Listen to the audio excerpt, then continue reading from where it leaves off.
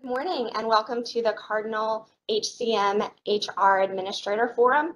My name is Susie Hilton and I'll be your host this morning. Thank you for taking time out of your busy schedules to join us. We are recording today's webinar and we will be sending the recording and the deck out to everyone. Our forum this morning is scheduled from 10 till 12. All attendees have been muted just to avoid any background noise, but we do encourage you to actively participate in today's session using the Q&A panel.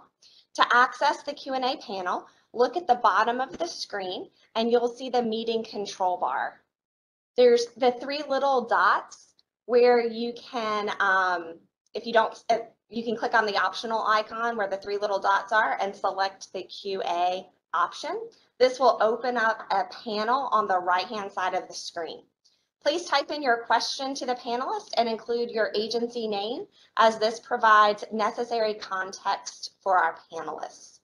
You may ask questions at any time during the presentation by using the Q&A panel.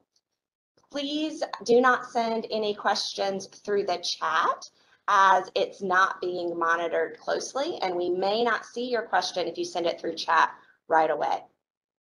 We are going to hold some of your questions until our designated QA panel, but do go ahead and send those in as you think of them. But don't worry if we don't respond to your questions right away. We are going to have a Q&A session a little bit later during the webinar where we'll be reading some of those questions aloud, and our panelists will be answering those verbally to provide more detailed answers. I'm going to now hand it over to Sam Olvera, who's one of our HR trainers, and she's going to be walking you through a few of the key topics and reminders and completing a few demonstrations before we go into our question and answer session. Thank you, Susie. All right, welcome to today's forum. This is going to be a little bit of a refresher for all those who have taken training. Today's agenda, we are going to go over some important dates that you need to keep in mind. Then we'll touch on effective dating, and then we'll go into new hire. With new hire, we are going to do a demo about how to hire somebody without an existing personal record and how to hire somebody with an existing personal record. Then we'll go over the rehire process. We'll go over the interagency transfer, and then we'll demo these as well. And lastly, we'll do our Q&A session before going over training materials, additional support, and wrapping up the meeting. All right, so for important dates. Tomorrow, October 14th, is your data change freeze. So please keep that in mind, that you need to get all of your payroll impacting transactions in before that freeze point. And then we have next Monday, is that payroll final calc for the biweekly pay groups. Next Tuesday is payroll confirmed for biweekly pay groups. And then Friday is payday for biweekly pay groups. For the following week, we have Monday as a data change freeze for HR. Then Tuesday is payroll final calc for semi-monthly and monthly pay groups.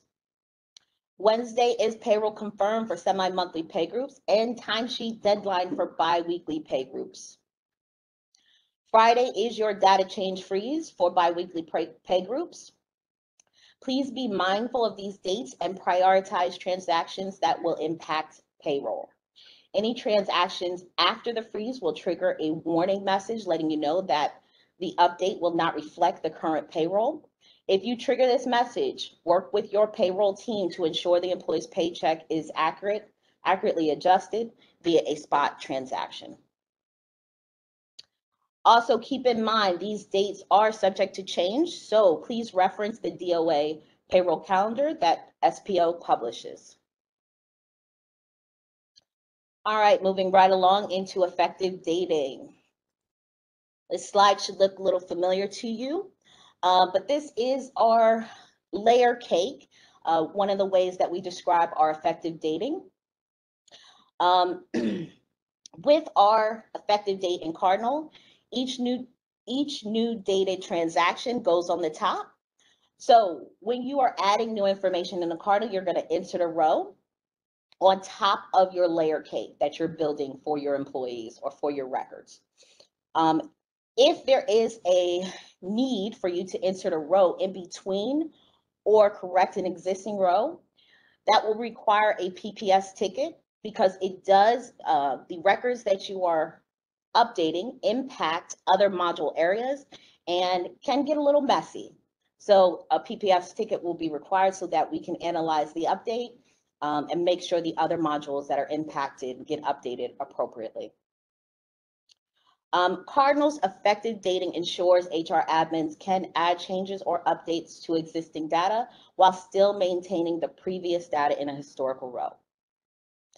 Therefore, you want to be mindful that you are keying your transactions in chronological order. Also, in Cardinal, you can manually key future dated rows into the system. Those transactions also must be keyed in chronological order. All right, so with effective dating, those effective dates do impact other records, right? Our core records are our personal record and our job record and our position record. We'll talk about our personal record and job record first. The personal data is not entered until after E-Verify is complete, which is generally a few days after the new hire. Which usually results in using an effective date of a few days ago. In this first screenshot, this is an example of your personal record, right? A screenshot of your personal record. And this screenshot is effective dated for November 10th of 2019. What that means is no other effective dates regarding this employee can occur before this date, as this is the date that they were established as an employee in Cardinal. Our next screenshot is a screenshot of a job record or a new hire's job record. The effective date of the hire must be on or after the effective date of their personal record. So in this example, we have an effective date of November 10th of 2019, same date as the personal record. Our last screenshot is the new hires benefit program participation detail section on the job record, and that is also effective dated.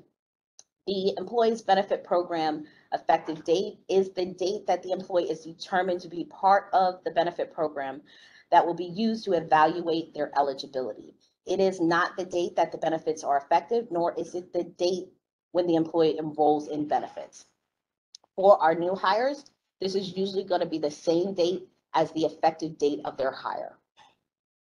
Our next slide goes over effective dating and how it impacts how the position records effective date and the job records effective date impact one another. So whenever you need to make an update on an encumbered position, that update will add a row on the job record with the position's updated information. Now, if the last transaction on the job record is a date later than the effective date of the update for that position, that transaction will be blocked and a help desk ticket will be required to pull that updated data into the employee's job record. So we do have an example to help you guys understand this.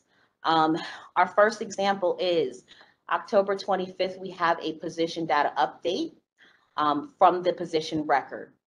But when we look at the incumbent's job record, we see the last transaction row is effective dated for October 10th of 2022. So in this particular example, when we do go ahead and make that update to that position on effective 10/25, that update is going to flow over nicely to the job record. Our next example, we staying with that same October 25th effective dated update to the position record. And we have the last transaction on the incumbent's job record as November 10th. This particular update of October 25th is not going to flow over to the job record, and that's going to require a help desk ticket.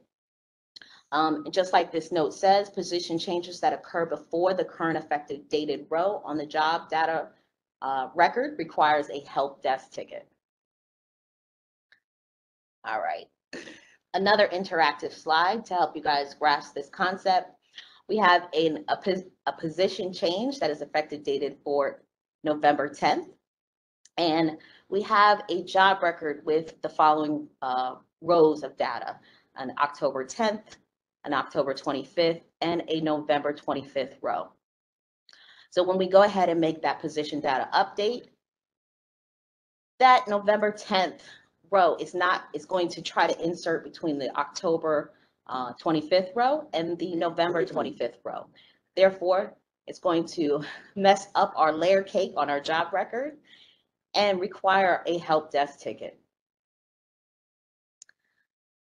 Our next example, we have an update for a position that's effective dated for December 10th.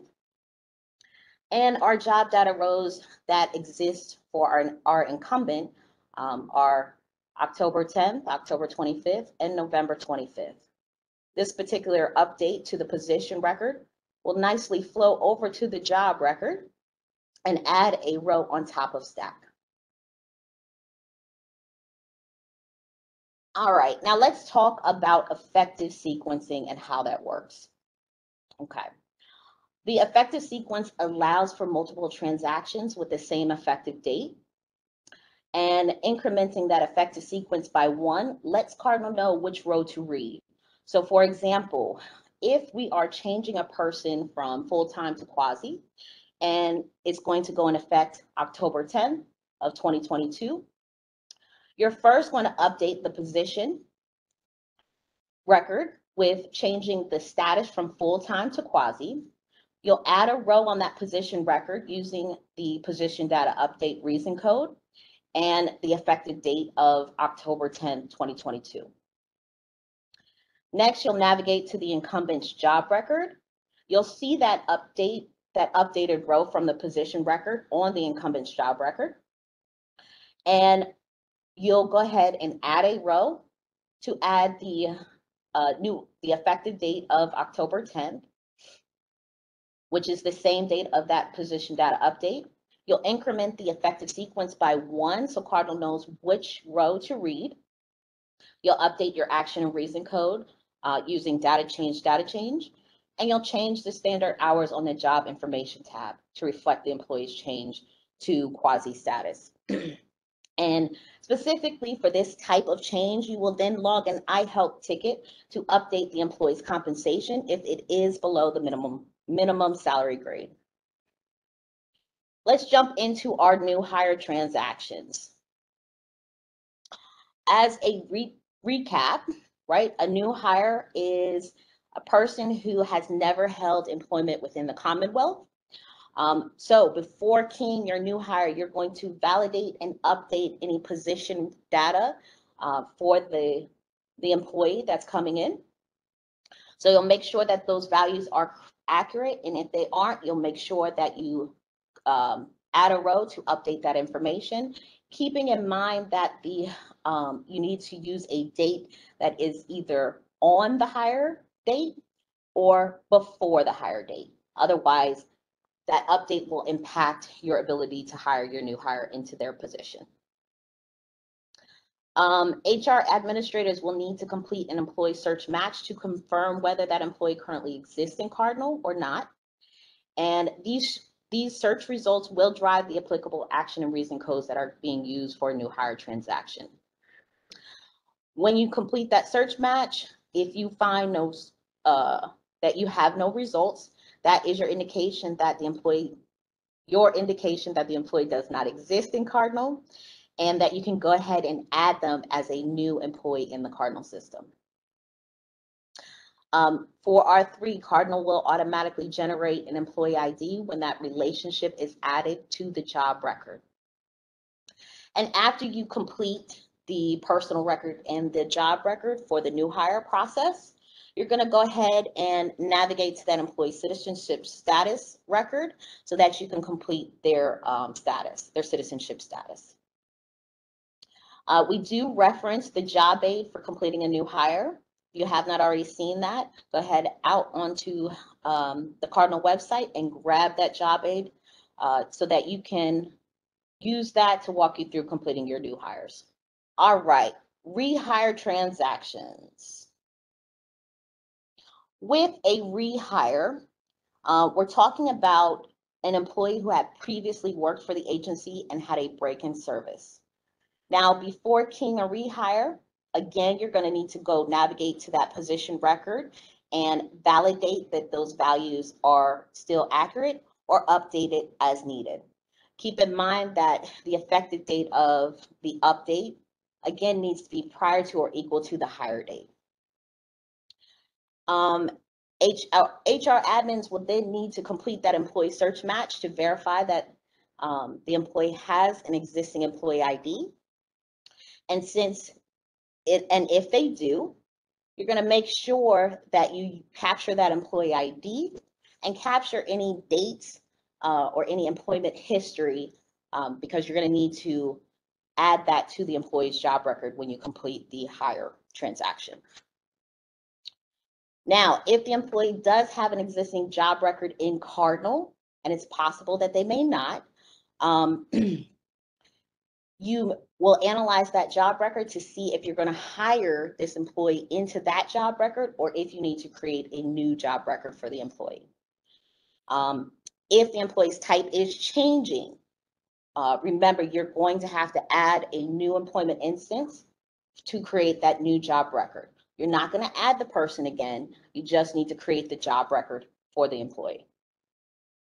After completing the rehire transaction, HR admins will then navigate to their personal record to validate and modify the applicable fields, fields such as email address, home address, marital status, ethnicity, etc., because some of those things may change.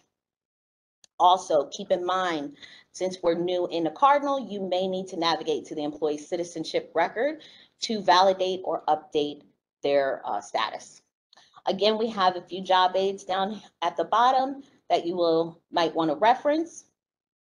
The completing the rehire, modifying personal data, and maintaining employee citizenship information. These job aids are going to be good to walk you through that process. Also, a little reminder that you want to make sure that you have a completed home address for the employee because that is going to allow them to be able to receive their health insurance cards. All right, let's transition into interagency transfer transactions. Okay, an interagency transfer is the movement of an employee from one agency to another. So agency A, employees leaving agency A and moving to agency B. Now, before you key a transfer, the sending and receiving agencies will need to coordinate the effective date of the transfer out and the transfer in with one another to ensure that the employee's benefit status remains active. Very important. The sending agency's responsibility will be to add the transaction, the transfer out transaction, using a termination action code and the reason code of transfer out, okay, with that coordinated effective date. Your receiving agency will need to confirm the termination has been completed by the sending agency and then wait 24 hours before keying the hire or rehire transaction. This allows the vendors to process the transfer record. After 24 hours, the receiving agency will add that transaction using the action code of hire rehire and the applicable transfer in reason code. Again, we have our job aids noted at the bottom, our interagency transfer, and our action reason there are action reason codes that will provide you further information on this process. All right, demo time. So let me go ahead and take down my deck. We'll get into the fun stuff. So for our first demo, I am going to go over and demo a new hire.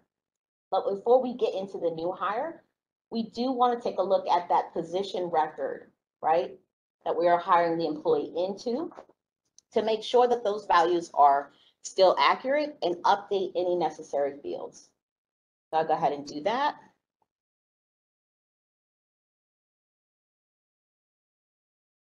So I'm pulling up my position. I'll go ahead and click in it. And then I'll open this position up to review the information, review the values that are currently being read by Cardinal. For this position, we're going to go ahead and make a reports to update because we see that the reports to is CJS 00109, and that is not going to be the approver, the time and attendance approver for the employee. We're actually going to update that to a different position. So I'll go ahead and close that out. Go back to my position details page and add a row. I'll use the effective date of the hire, which is going to be 10/10/2022. And I'll select the reason code of reports to supervisor change. When I continue and go to the record, all the current values that exist, oh, 1 second, guys. Let me try that again, 1 second.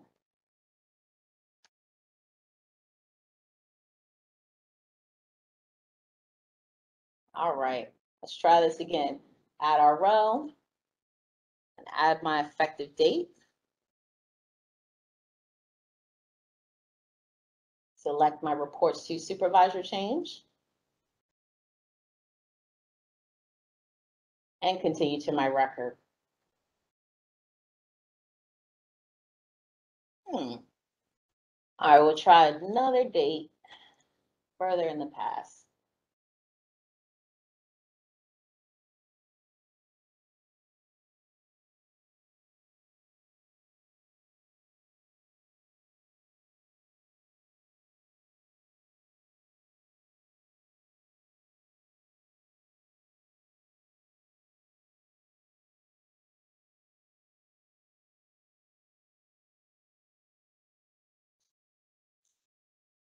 All right, let me try another position.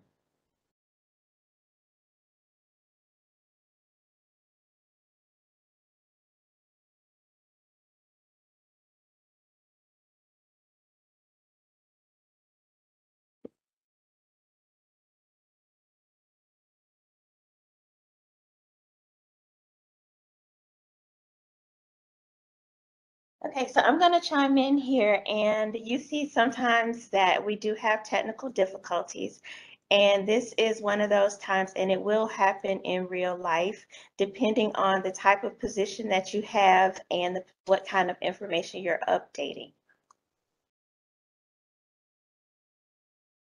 Thank you, Rita. There we go. All right, so this is the screen I was hoping to see, and now we've got it up.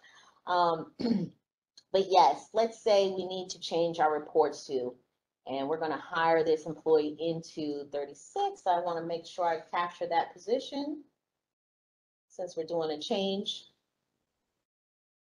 All right. So I'll go ahead and change our reports to.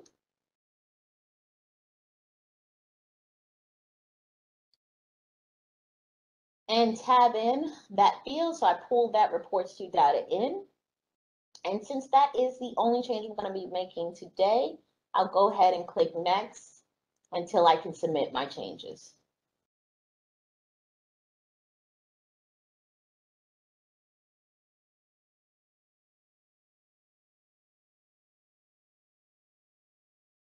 All right, so now that change has been successfully updated, we can go ahead and navigate to our, to start our new hire process, right? So at some point, you should be doing your employee search match, but definitely before you add this person into Cardinal. To do that, we'll navigate to our Add a Person section, and you go ahead and click on your search for matching persons to get to that search match screen. You'll arrive at this search criteria page. To bypass this, you can just click on the clear button and then click search to actually get to the search criteria page. From here, We're going to enter in our employee's social security number and tap out of the field to activate our search button. And when we search, we see we do not return any results, which is what we want. We know that now this person does not exist in Cardinal yet, so we can go ahead and add them. To add them, we'll go back to our Add a Person page and click on our green Add Person button. Now we see our personal record, and we can begin to build this out using the effective date of our hire. Keep in mind, when you're building out records, you're going to work from the top to the bottom in case any fields are reliant on the field above. So I'll start with this effective date and change that. That's one of the things that we see often. People forget to change that effective date because there is a date in there. Just make sure that you change that because that will impact your hire. We'll go ahead and add our name. Keep in mind your first name and last name are required. The other fields are as needed.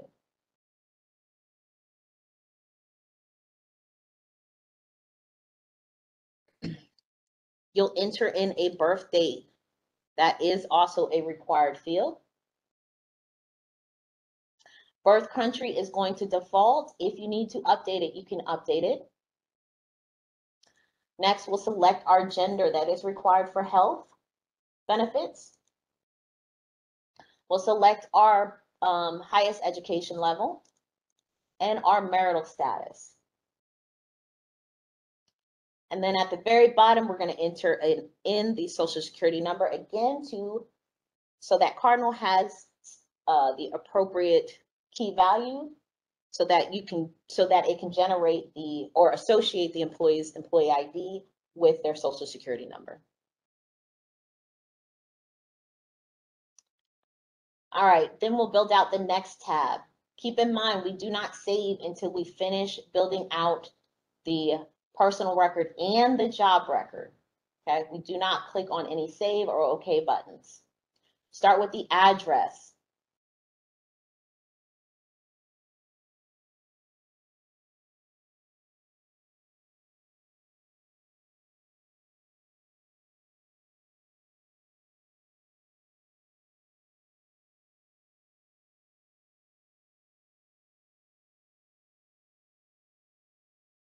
Next, we'll go ahead and add our phone.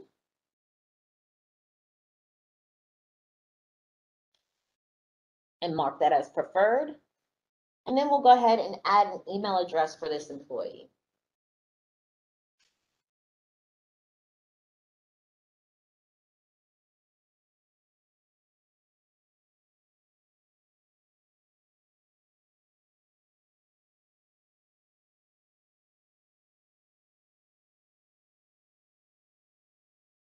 Make sure you mark an email address as preferred because this is what the employee is going to use to register for Okta. This instant message section we are not filling out, so we'll go ahead and go to the next tab. We'll enter in their ethnicity.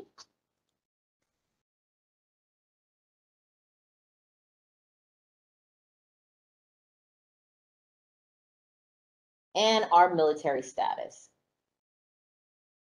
Smokers history section we're not using, so we'll skip that. Lastly, we'll go ahead and add our organizational relationships to this employee. So we'll select them as an employee, which populates their checklist, their hire checklist, and automatically adds that to the employee's record. And then we'll click on our Add Relationship button. When we add the relationship, that's when our person ID is going to change into an employee ID that will be automatically generated by Cardinal. And we navigate over to our job record for Mr. Jackson. Keep in mind that the effective date of the personal record carries over to the job record. We cannot use effective date after this date of October 10th. So you want to make sure that when you're adding your person, that you're adding them with the correct effective date. You can update this date to a date after October 10th, such as October 11th or October 25th, but it definitely cannot be before October 10th. We'll enter in our action and reason code. Our first action is going to be hire, but our reason code is going to be new hire. Then we'll get our position number to pull in that position data.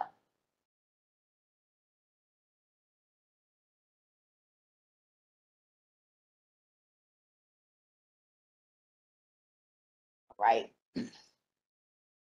Once we pull in the position data, we can move on to the next tab and select the employee class for the employee. And if we needed to make any updates to the standard hours, we could do so here. They are going to work 40 hours, so we're going to go to our next tab, skipping our job labor tab. If you remember from training, we do not fill that out. So we'll move on to our payroll tab. This employee is going to be in the absence management system, so we'll go ahead and select absence management. And that displays an additional section at the bottom of the page that we also need to remember to fill out. But starting with our pay group at the top, we'll go ahead and select the employee's pay group. That'll populate the employee type and the holiday schedule. And then we'll go ahead and select the tax location code.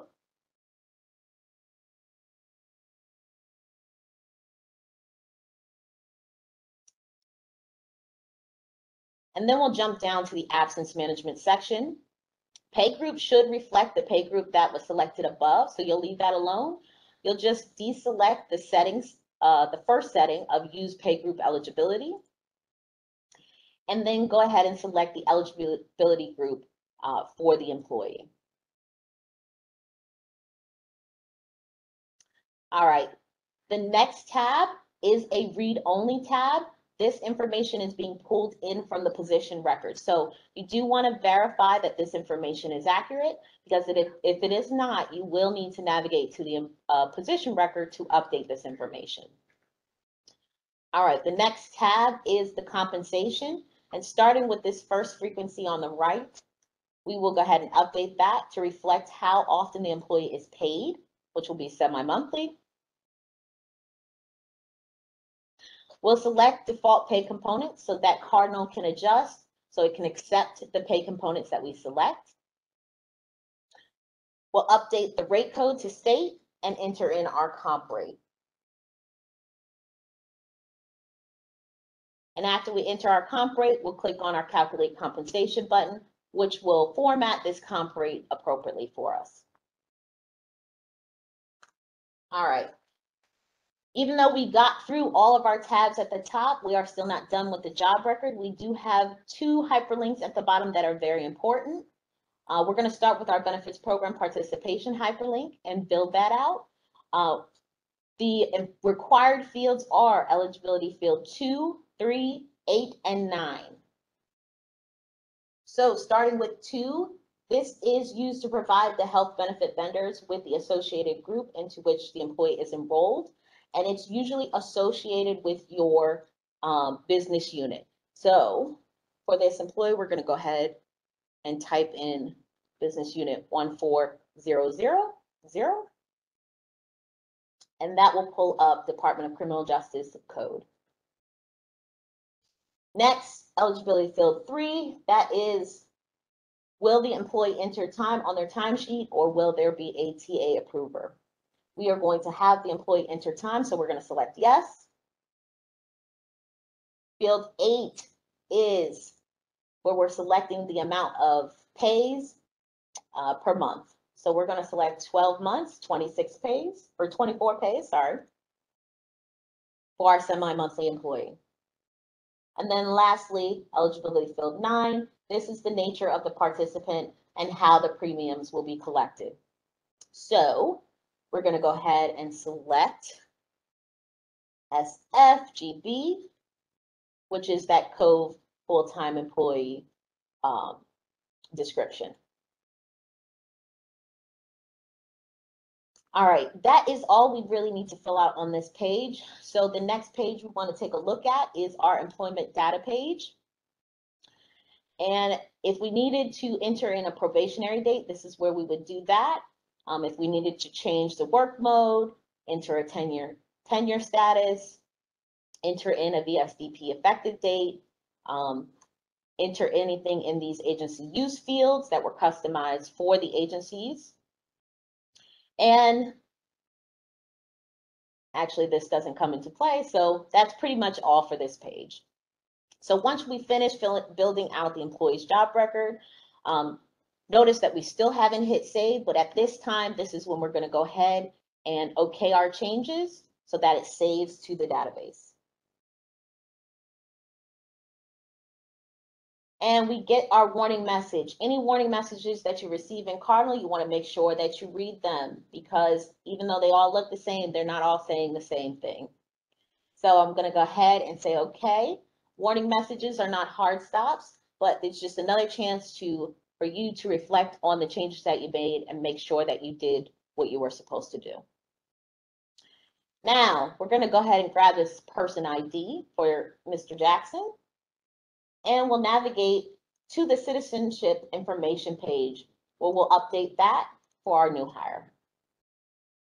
It's important that you fill this out because it will impact the employee showing up on reports and queries.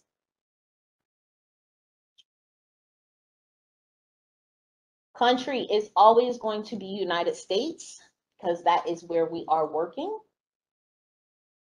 And we are going to enter our citizenship status as it reflects working in the United States. So for Mr. Jackson, he is a native. So we'll select he is a native citizen. And then we'll save that data. All right. So that is all for our new hire. But let me go ahead and show you how we would do a new hire whose personal record already exists in Cardinal. And that may be you began to build out the new hire and you saved the personal record without adding the job record. Maybe you did that so that you get security, get the employee ID for security purposes. Or maybe you just got timed out, there was a fire drill or something crazy happened. But if that happens, you still go ahead and go do that employee search match because you're going to need to get the employee's employee ID if you did not jot it down. Okay. But before we do that, I want to show you if the employee's personal record was created without a job record attached, security has not been assigned. So the employee is not going to come up in your search. So let me go ahead and show you that first. We don't want Mr. Samuel Jackson's record. We're done with him. So we'll return to search and clear out his employee ID. And for our person,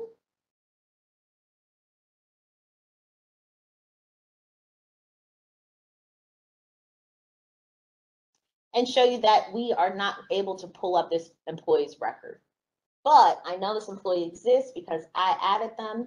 I'm going to go to our navigator and show you how I can pull up their information via our search match. So I'll click on that search for matching persons link again and bypass this search criteria page so I can insert in our employee ID or our social security number.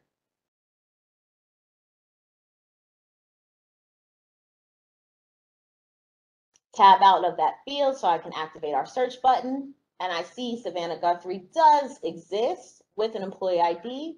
However, when I click on our personal organizational summary to look at her job history, her record looks like this. There are no employment instances for this person because she does not have a job record in Cardinal.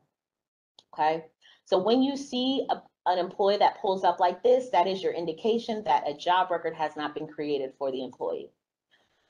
So how do I go ahead and create that job record for that employee? I'm glad you asked. We'll go ahead and grab that person ID, close out this additional tab, and go to our navigator to add our employment instance.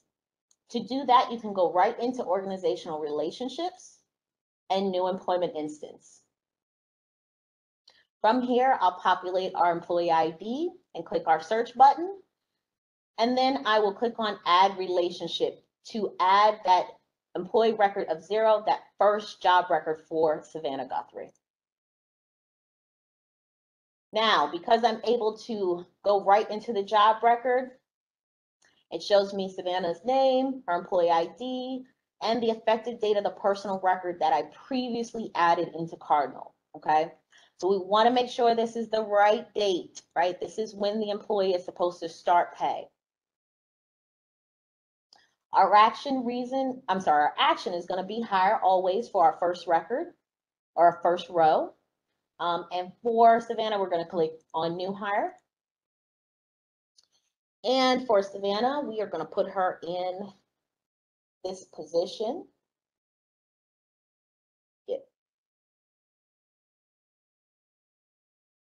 And pull those position details into the job record. All right, we'll move along to our next tab. Select her class. It's going to be wage. Update her standard hours.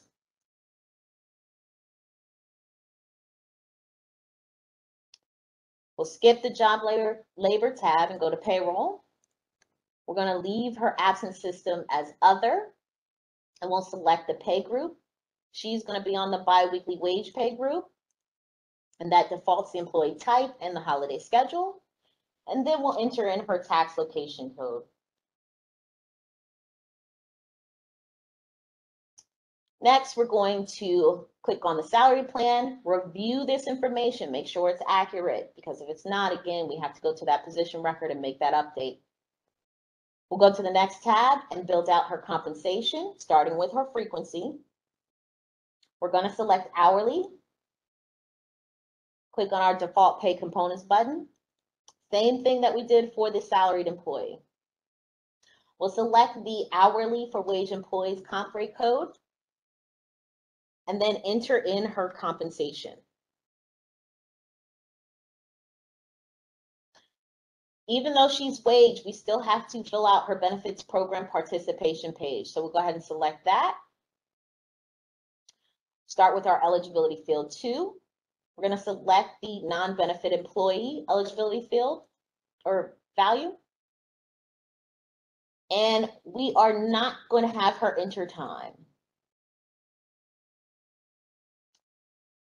We're going to select the pays, the months and pays of 1226 for hourly. And then for our eligibility field 9, we'll go ahead and select the field for SW, which is our COVA wage no health. So SW-NE. All right. If we needed to enter any information on the employment data information page, we'll click on that hyperlink and enter in our probationary date or any other information that needs to go on here. But for Savannah, we don't, so we can go back to our job data record or that first tab that we landed on when we built out this record. And we can review our information because once we click OK, that information goes to the database and it's saved, and you cannot update it without you may not be able to update it without a ticket.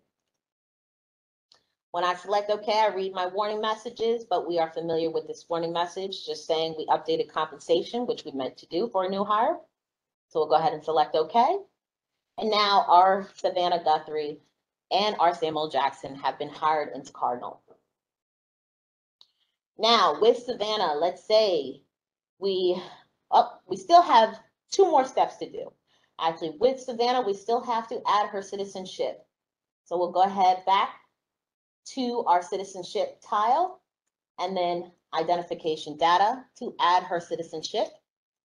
But we see she's there. So maybe our coworker did that for us when they added her into the system to generate her employee ID.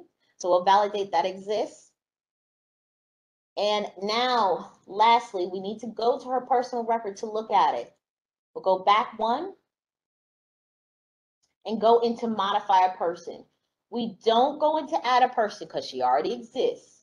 We know that's where we went to add the record. However, we don't have to go there now. Now that she exists, we're only modifying her record.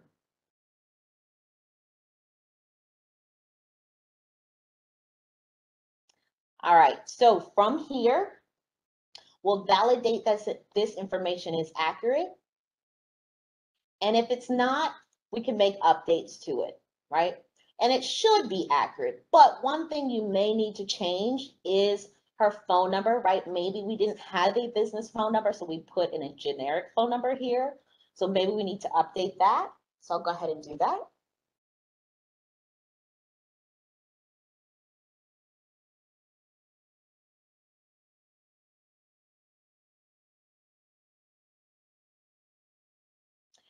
And we see that we have our generic email address of no email. So we want to make sure we update this so that the employee has access to Cardinal for employee self-service, okay?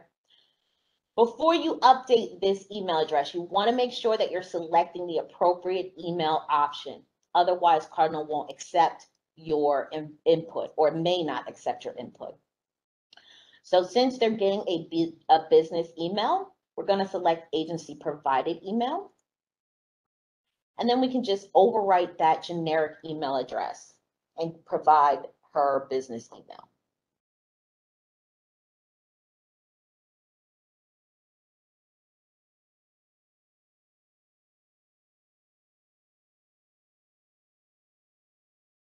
All right.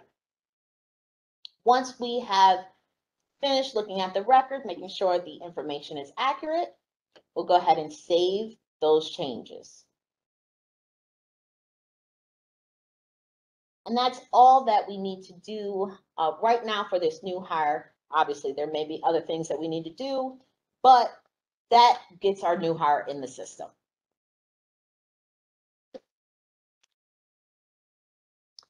All right.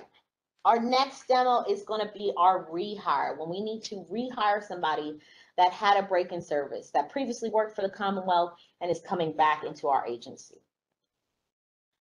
Again, before we rehire them, we do want to do our search match. So we're going to go back to our add a person tile and click on our search for matching persons hyperlink. We'll clear and search so that we can get to the search criteria page and add our social security number for our rehire.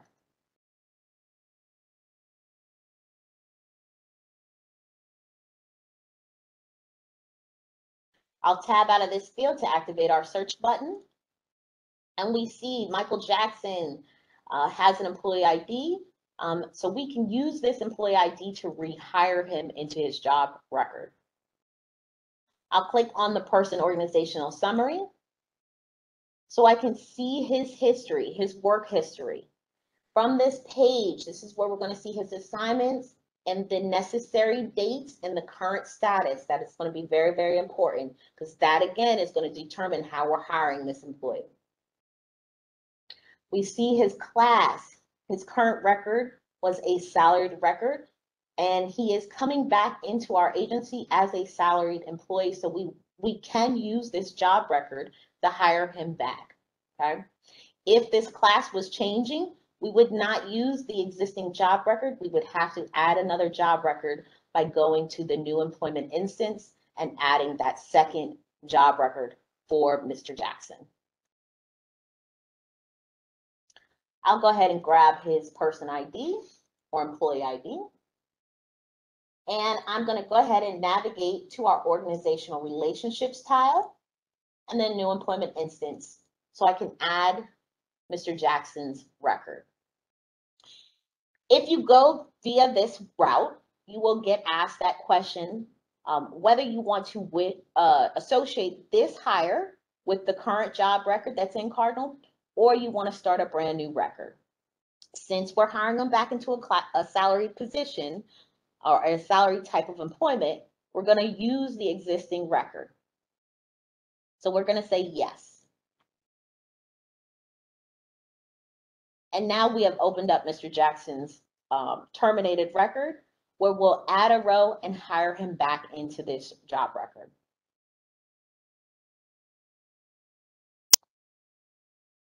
When we're adding a row on an existing record, you'll notice that the values from the previous row carry forward. So you want to be mindful of that and make sure you pay attention to each field and update the necessary fields. We'll start with our effective date. And then we're going to change this action to rehire and our reason to rehire. For rehires, you might not always use the action and reason code of rehire. If you are building a new job record, you are going to have to use the action of new hire and the reason of new hire, because the very first row of a job record must be a new hire action and reason code. If the position number is changing, you can go ahead and update that.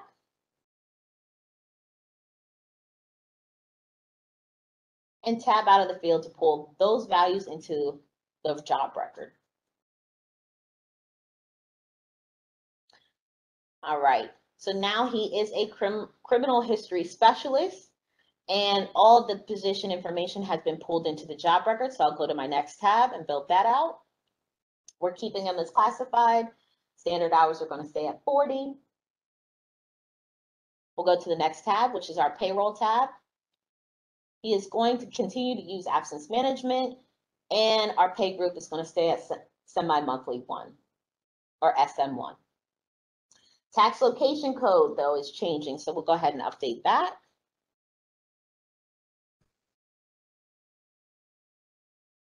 So he was in Norfolk, but now he's in Richmond City.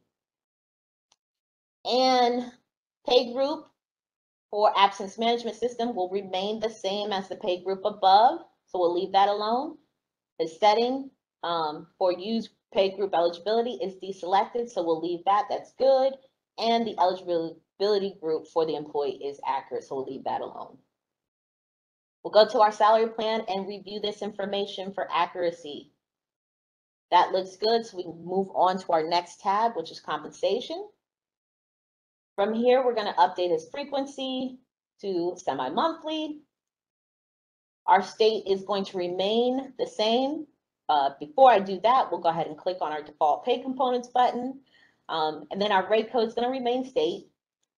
But our compensation is going to change a little bit. So we're going to add his new compensation and calculate that one.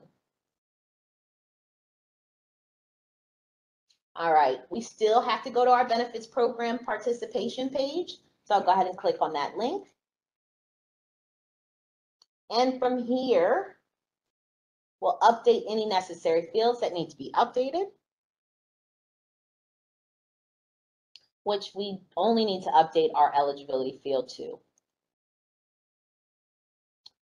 And if we needed to add any information on our employment data page, we'd go there, like changing our probationary date.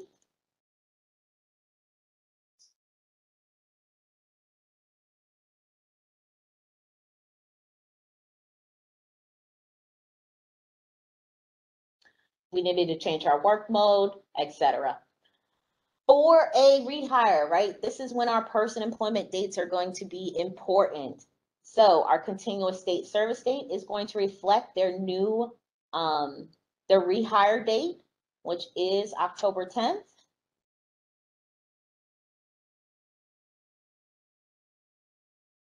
And we would use our breaks in service calculator as well as the job aid to calculate the leave eligibility service date and previous months of service, which I've already grabbed some dates for that. So I'll go ahead and make that update.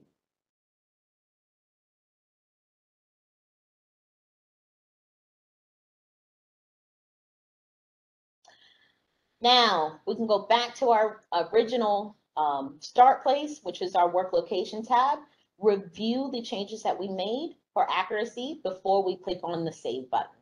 Because again, once we save, it's going to the database. Now for our rehired individual, again, we do still need to go and look at that citizenship record to make sure that that is accurate or updated if needed. And we do need to go to their personal record to make sure that that is accurate and updated if necessary. All right. Lastly, I'm going to go ahead and demo our interagency transfer process. So again, for our process, the sending and receiving agencies are going to need to coordinate the effective date of the transfer out and transfer in for the employee. Remember, that effective date is going to be the same date because the way the effective date works for a termination transfer out, it's the day after the last day worked. Okay, so we're going to demo both processes, the sending agency's process of transferring the employee out, and then the receiving agency's process of hiring the employee into their agency. So as the sending agency, since this is my employee, I will have access to their job record. So I can go ahead on job data and just add their employee ID to pull up their record.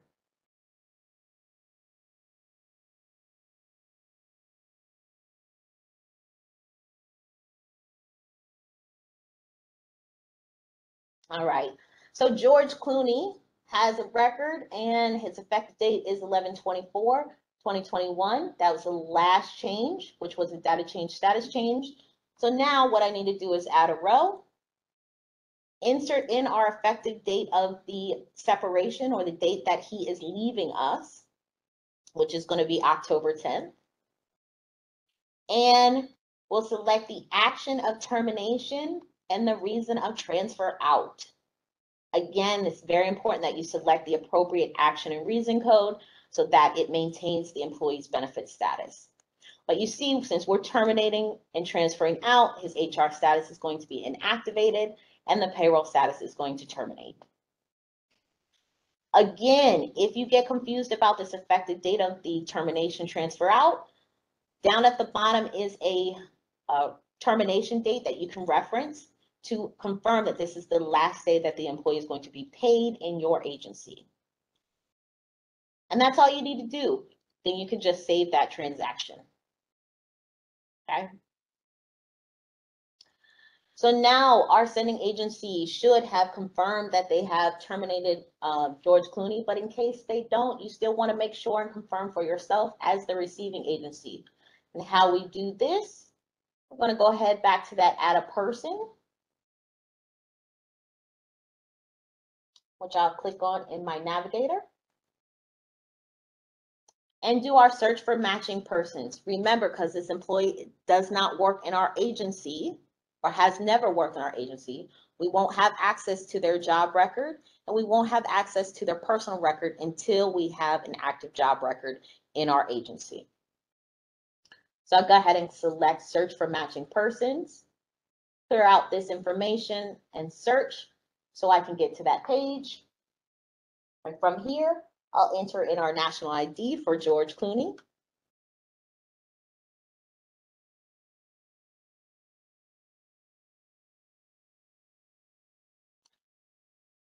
And I should get results, which I did. I see his employee ID, which I'll grab. And let's go ahead and take a look at that person organizational summary so we can see his employment history. We can confirm that he has been terminated and inactive. We'll see his termination date. And we see that his benefit status is still active. Now, to hire this employee, we're going to go back to that new employment instance page. So if you guessed it, you are correct. We'll go into our navigator and go back into organizational relationships, because remember, he exists in Cardinal, so all we need to do is add our job record and start building that layer cake out for our agency. We get asked that question again, and this may be a little different for you because if you do not have access to that other agency's job record, this will look a little different for you in production, and you won't be able to add the hire record onto the existing job record for the other agency. So we're going to say no so we can build out our new job record for George Clooney. And we see our employee record has incremented to 1. So we'll add our relationship to this brand new record. From here, starting with our effective date, we're going to update this to the date of hire.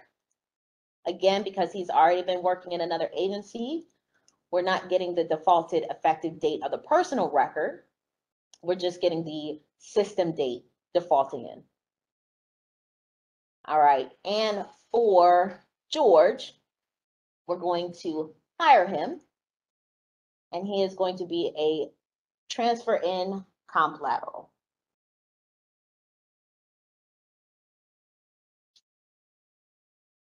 All right, then we'll go ahead and grab his position that he is going to be hired into.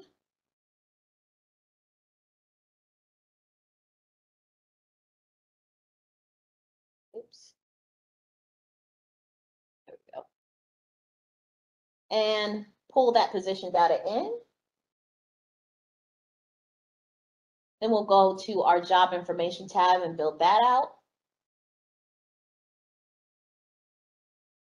We'll skip our job labor tab, go to our payroll tab, start building that out.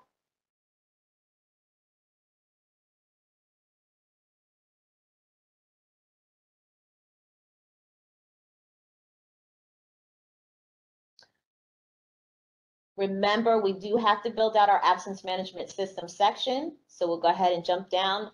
We'll leave our pay group to reflect the pay group above, but we'll uncheck the first setting of use pay group eligibility and select the eligibility group. We'll review our salary plan information and then go to our compensation tab and add that information. We're going to make George a semi-monthly employee.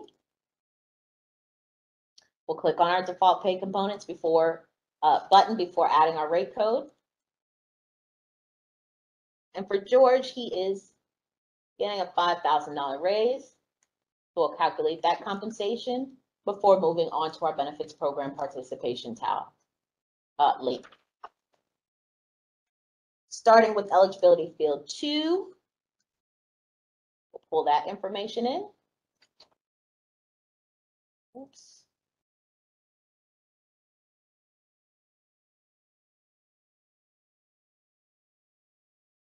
We'll select eligibility field 3. We'll make him enter in time. He is going to be 12 months, 24 pays. And we'll select the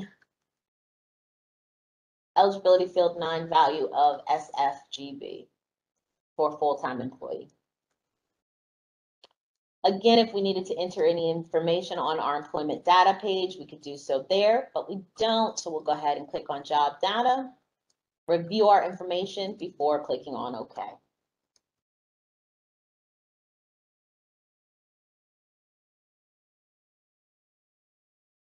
All right, so that is all 3 demos. I will go ahead and demo some reporting for you guys.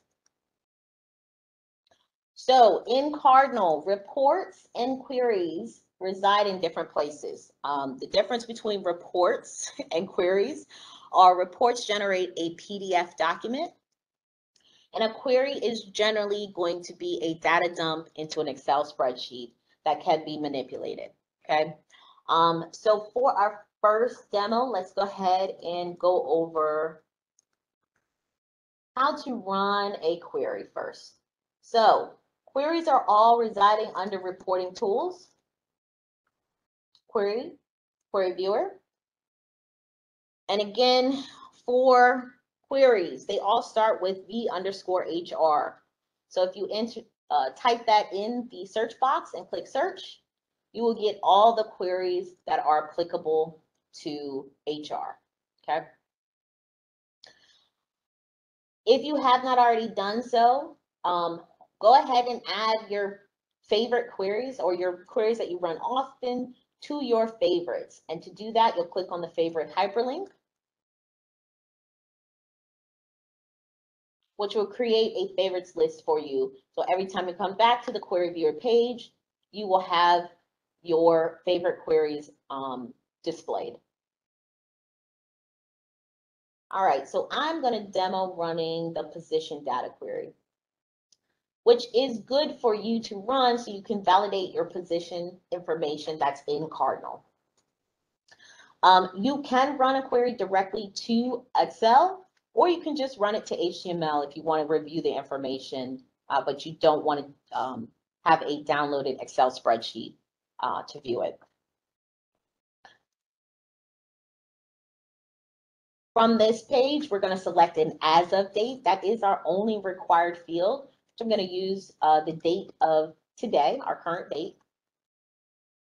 And if you have access to multiple business units, you will have to select the appropriate business unit that you want to run it for. Otherwise, you run it for all of them. So I'm going to go ahead and select a business unit. And again, if you want to narrow down or filter the results even more, you can utilize the other fields to do so. I'm going to go ahead and that's all the parameters that I want to enter. So I'll go ahead and click on view results. And wow, that happened pretty quickly. We got our results that we can review this information. Keep in mind, every time you run this query, or every time you want to look at this data, you're going to have to run the query. Now, I got that question a lot. If this saves, no, it doesn't, because data is constantly being updated. So every time you want this information, you're going to have to run the query. Unless if you wanted to keep it as is based on this date, based on the day you ran it, you can download this into an Excel spreadsheet. Now, I showed you how to add your favorite queries to your query favorite menu, but I did not show you how to add this particular page to your favorites for your navigator. But I'll do that real quick. You're going to select the three vertical dots and go down to add to favorites. If you have not done this, it's very important to do that because it will make your life a whole lot easier as you're still learning Cardinal. By adding this particular page to your favorites in your navigation, you'll see it appear under my favorites, and then all you have to do is click on that tile and it'll take you directly to that page there. That way you don't have to do all the navigating. All right. Now I'll go ahead and demo running a report. Pretty much reports are run the same way with a few slight differences. So for this particular report, I'm going to actually open up our navigator because I don't have it saved to my favorites. And I'm going to click on the arrow pointing up with a line over it to go back to the root of the navigation.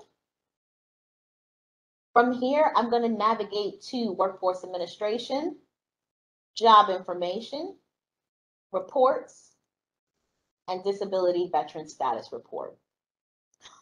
All the reports are not going to reside here, but this happens to be where the Disability and Veteran Status Report resides. So this is an important report for you. You want to make sure you add this to your favorites. Oops.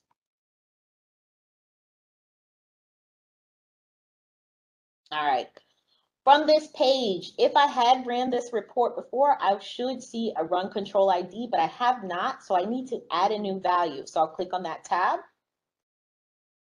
And for this particular report, I'm going to add a run control value that is only associated with this report and with my user ID. With run control values, the only restriction is that it cannot have spaces, but it can be capitalized or lowercase, and it can be a combination of letters and a combination of different letters. And once I've finished my run control ID, I'll click on my add button, and that'll take me to my search parameter page where I'll enter in the parameters that we are going to generate this report by. For this one, we are going to select our business unit, but again, if you only have access to one business unit, only your business unit will appear. And then I'll enter the as of date. So as of this date, give me this data for this business unit. I can select whether it's BPA only or not, and I can determine whether I want a detailed view or a summarized view. Once I have all my search parameters entered, I'll go ahead and select run. From here, I'll make sure that the description is selected, and I'll click on OK. From here, I'll select our process monitor, And we're going to allow the server to process this request until our run status updates to success and our distribution status updates to posted. Our report will not appear until our distribution status says that it is posted. So to see where we are with this request, we're going to click on our refresh button. That just refreshes the page so you can see the new status. It does not speed up the process. So there's no need to click. You can click it every so often. And since we are successfully posted, we can go ahead now and click on our details hyperlink and then view log trace, which will pull up our view log trace page, and we'll go look for our PDF to open that up and review. And this is the report results. Again, keep in mind, this is a training environment, so your results may look a little different, but you get a snapshot of the percentages breaking down for your business unit. If you do want to print or download this report, you'll use the applicable icons. But once you're done, you can go ahead and exit out.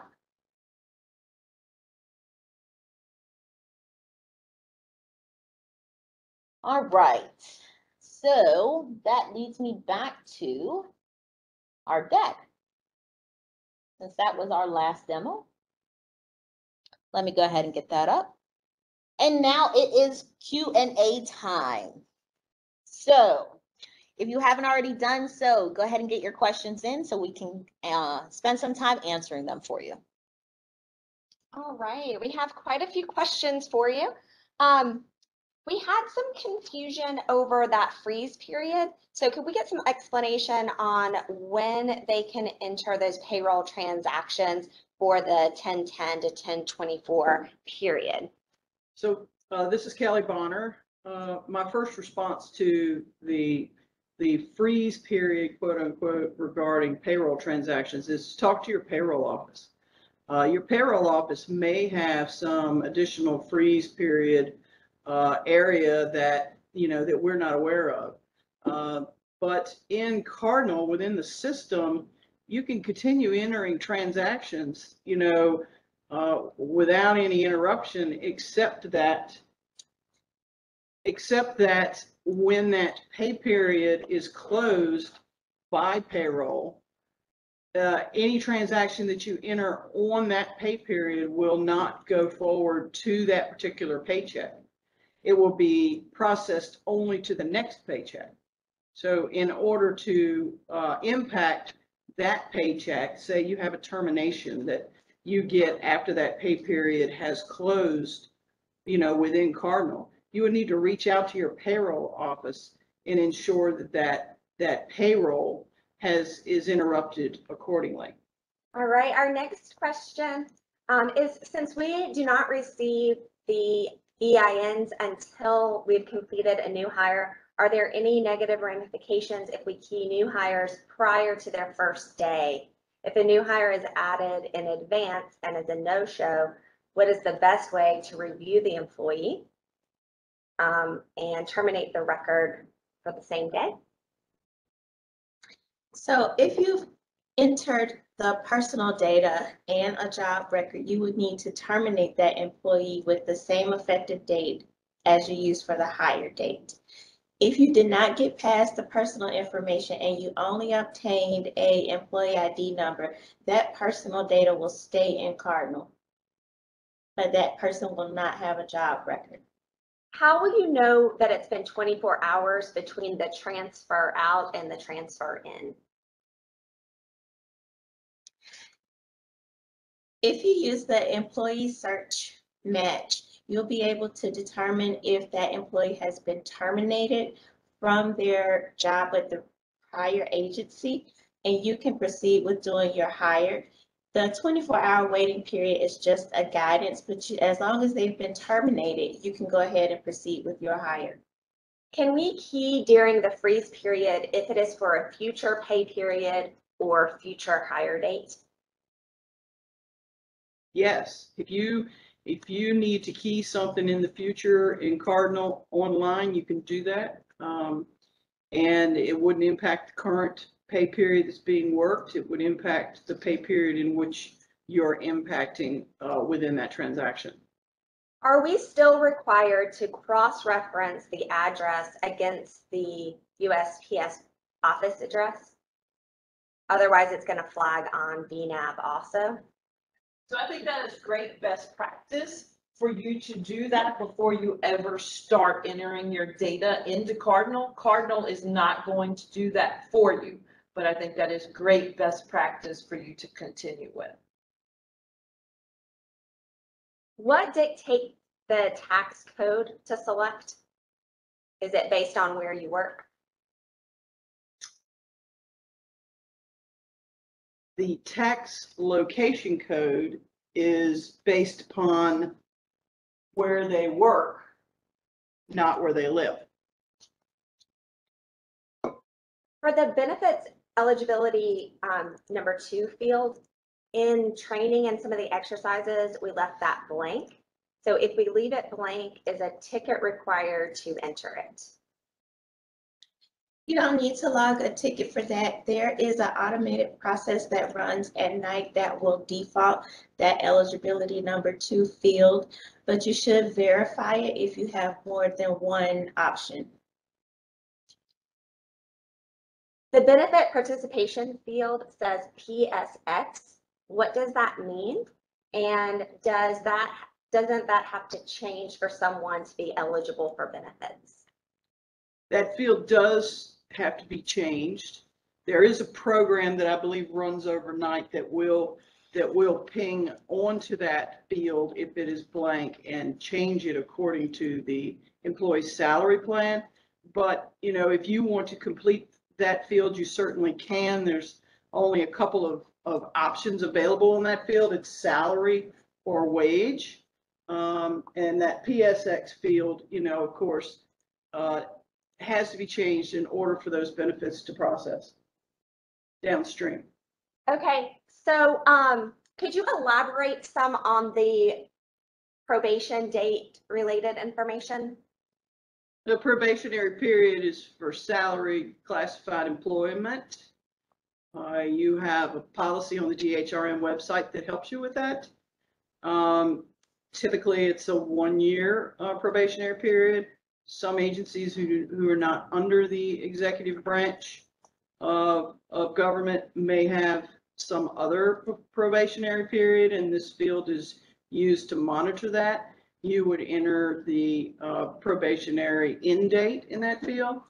It will not empty at the end of that year or 6 months or whatever that probationary period is. You would need to go in, use a data change transaction and update that field to remove the expiration date of the probationary period when that comes due.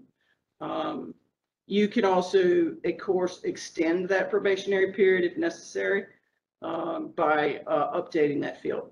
Okay, do we need to enter contract staff and interns in order to obtain an employee ID as it is required to submit to VITA to establish a COVE account and email access?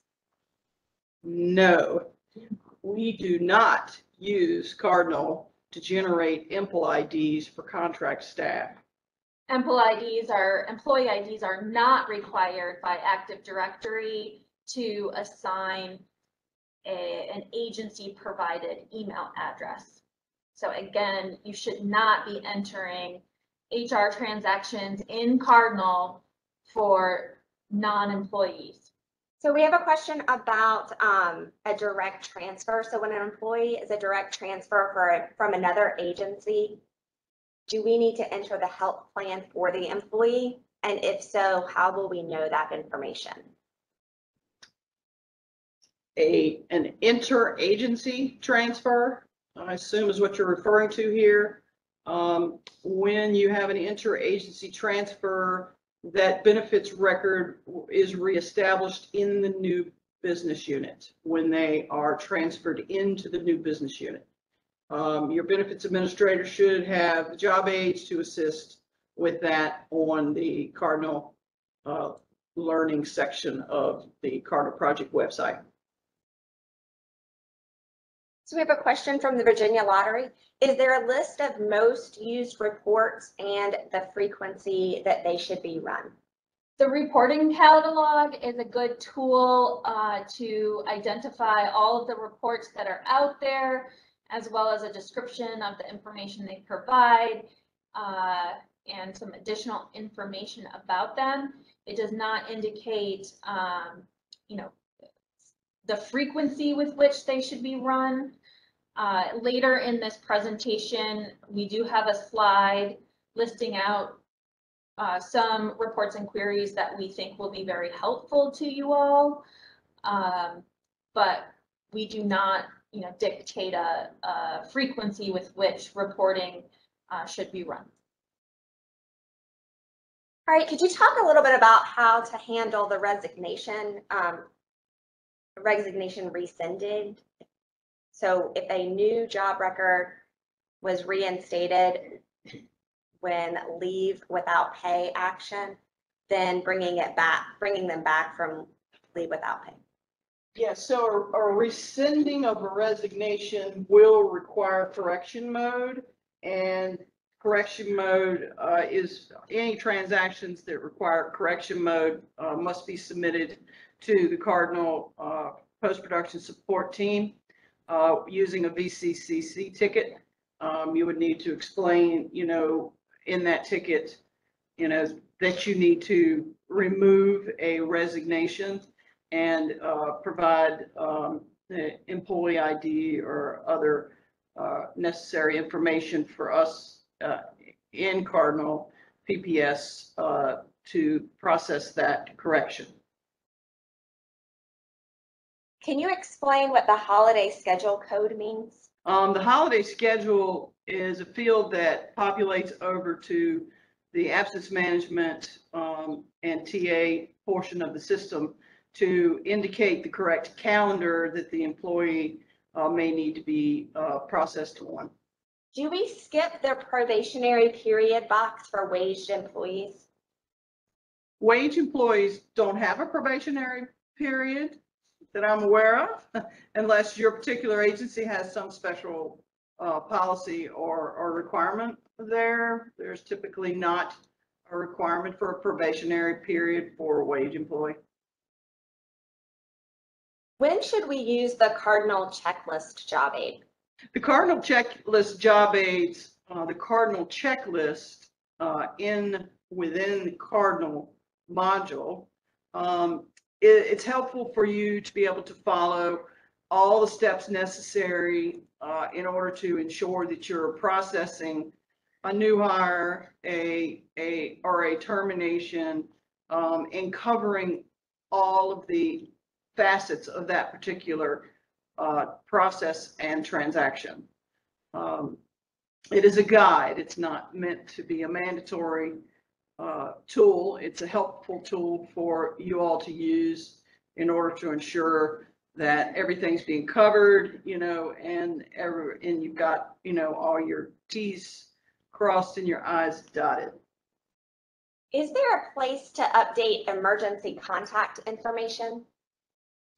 Yes, if you go under personal information, personal data, there is a relationships tab, and under there it says emergency contacts.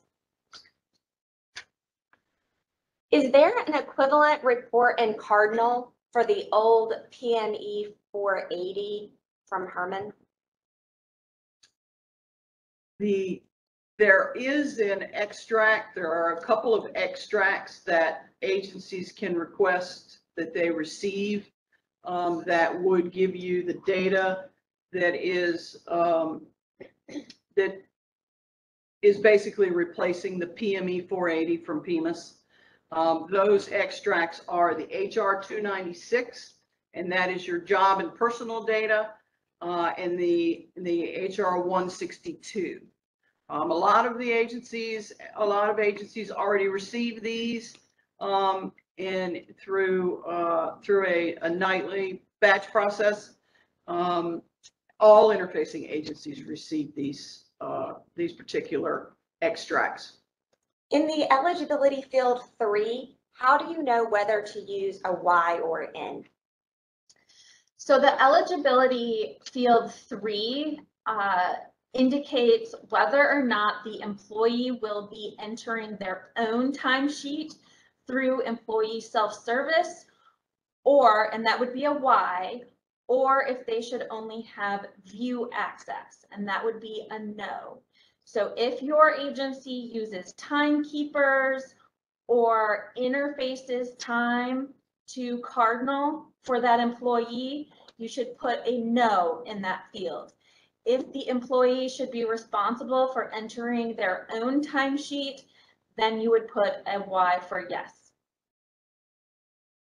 Will additional holiday schedules be added? We have an employee that's working a 4 to 10. So you are confusing a holiday schedule with the employee's work schedule. Work schedules are handled over in time and attendance.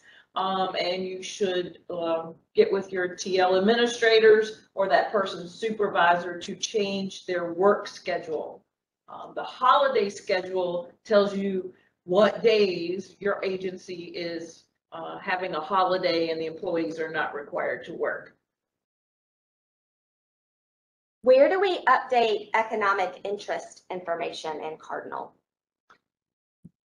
There is a field on the position data panel for SOEI, Statement of Economic Interest, where you would have a yes if they are required to complete that, or a no if their position is not required to complete that. All right, those are all of the questions that I have. Are there any other questions that the panelists would like to address? So there's a question here. This did the Cardinal reports options replace the Herman reports? We have Cardinal reports that were developed to replace some of the Herman reports. We have those extracts that I mentioned earlier, the HR 162 and the HR 296, where agencies can get, full-blown data out of Cardinal. The reports catalog is describing all of the reports and the queries that you all have access to. And as for Herman, that is something that, would really need to go back over to DHRM to determine if they intend to continue processing data necessary in order to generate any reports through Herman. I am not certain about that answer. And just a note of clarification, in PMIS, reports were generated automatically for agencies on a schedule and put out in Herman for your retrieval. In Cardinal, you have access to run your own reports with your own parameters as you want. So whenever you want information from the system, you have the ability to go in and generate a report providing that information. Reports are not generated for you and pushed to you on a regular schedule. Can you go over the switching to Q status again? So when we switch an employee to Q status in Cardinal, we have to impact the position data screen and also the job data screen. On the position data screen, we want to impact that status of the position, whether it's full-time, part-time, or quasi.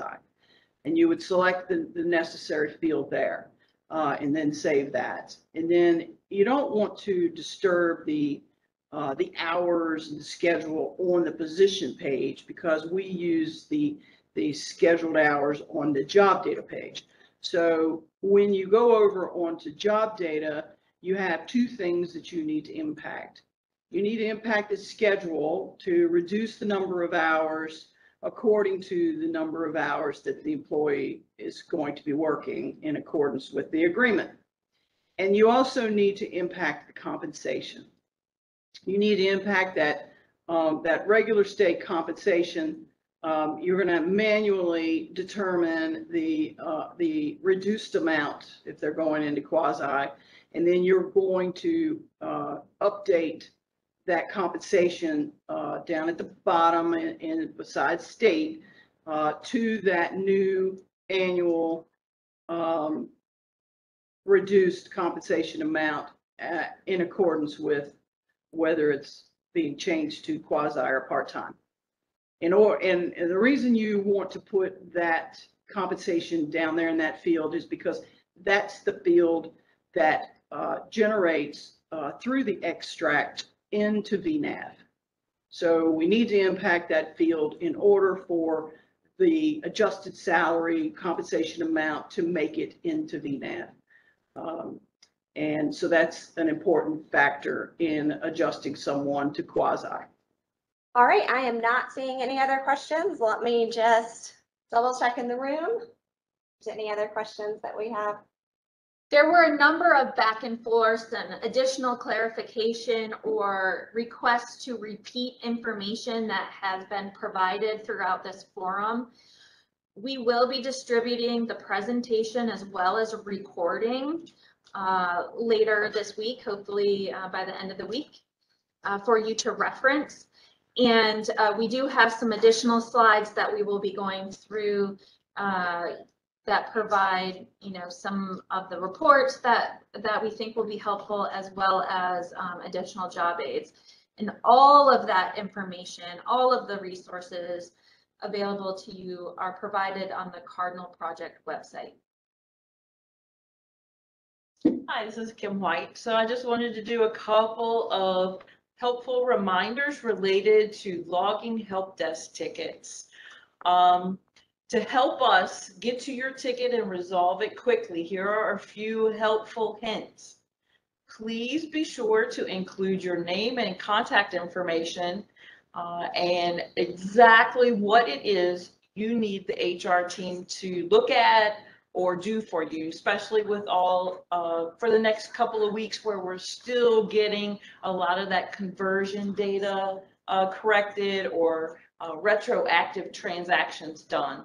We need to know effective dates, actions, reasons, so that we're not doing a lot of back and forth.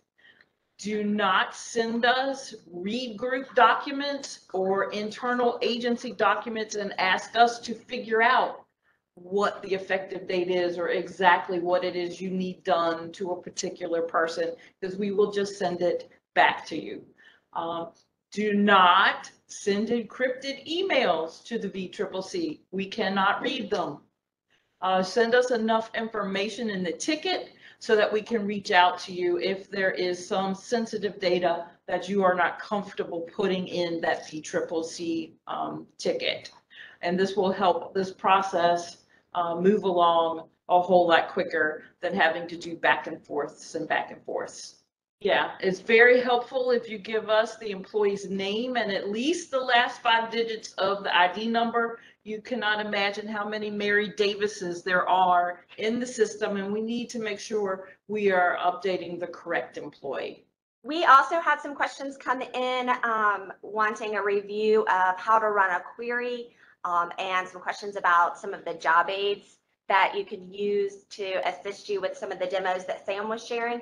So please check the chat. I have dropped those links in the chat so you can grab those. There's a link to the reports catalog there, how to run an HCM query, and how to generate a report. All right, great questions, guys. Let's move on to our training materials. These training materials are hyperlinked in your slide deck. So when that comes out, you'll be able to click on this link and it'll take you right to the actual job aid. But these obviously are not a list of all the job aids that are available to you. However, it is some important key job aids that we went over during this session that you might want to reference. I will say this, and I've said this in my training classes, please read your overview first. Though the overview has a lot of information that you will want to consider prior to completing the transaction. And It's a good idea to bookmark these job aids. That way you can reference them quickly and you can make sure that you have the latest and greatest as these are evolving documents. For the last job aid, that's the action and reason code job aid, and it is a downloadable Excel spreadsheet. So when you click on that, it will download the Excel spreadsheet to your computer for you to reference as needed. Now, we do have a few queries, not all of them, but a few that you may need to run often. And I did demo how to add them to your favorites so that you don't have to look them up. So if you have a couple minutes, you can go ahead into production and add these queries to your favorites so you can run them.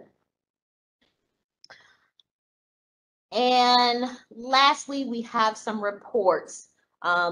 I went over the Employee Disability and Veteran Status Report, but these are some other reports that may be helpful to you, but certainly not the entire list. Again, the reports catalog is going to be a great place to reference all the reports that are available for HR specifically to you within the Cardinal system.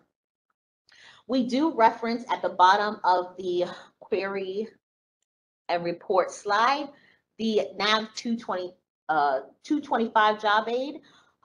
There is a NAV 225 job aid that covers how to run a query. And there's a NAV 225 job aid that covers how to generate a report.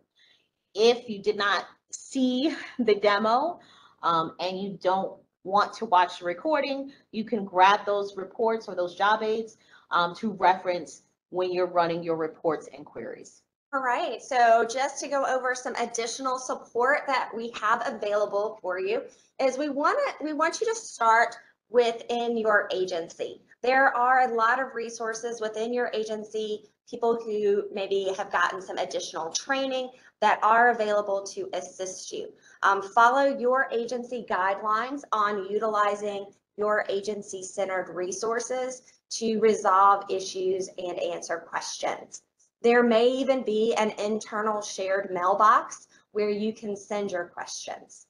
Agency contacts are equipped to address agency-specific questions and provide details including agency system use and agency-specific HR policies and procedures. So it's always best to start with your agency resource first. We have user labs. The user labs are currently happening here at Paragon Place on the 3rd floor, and you can come in here and get one-on-one help. If that is a good option for you, please come by Tuesday through Thursday between the hours of 9 to 4. That is this week. That's also next week. The schedule is also posted for the user labs on the Cardinal Project website, as well as on the Cardinal message board.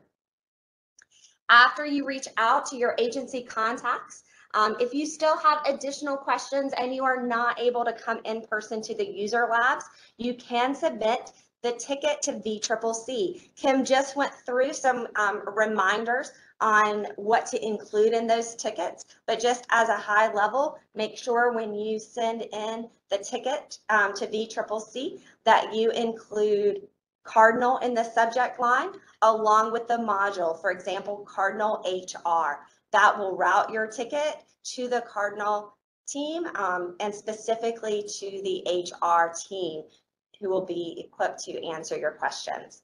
Include your email address, your name, your phone number, so that if the PPS team has additional questions for you, they will be able to easily reach you.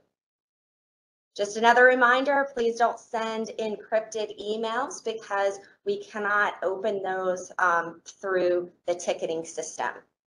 When you submit those tickets, make sure that you provide a detailed description of the problem that you're experiencing. And don't forget to include those employee ID numbers and the employee names so that the PPS team who's answering your questions can identify which employee and take a closer look. All right, so y'all had wonderful questions today. I believe that we did address all of the questions that came through, but if we did miss your question, please submit that through VCCC, putting Cardinal HR in the subject line and include your name and contact information. All right, thank you and have a wonderful day.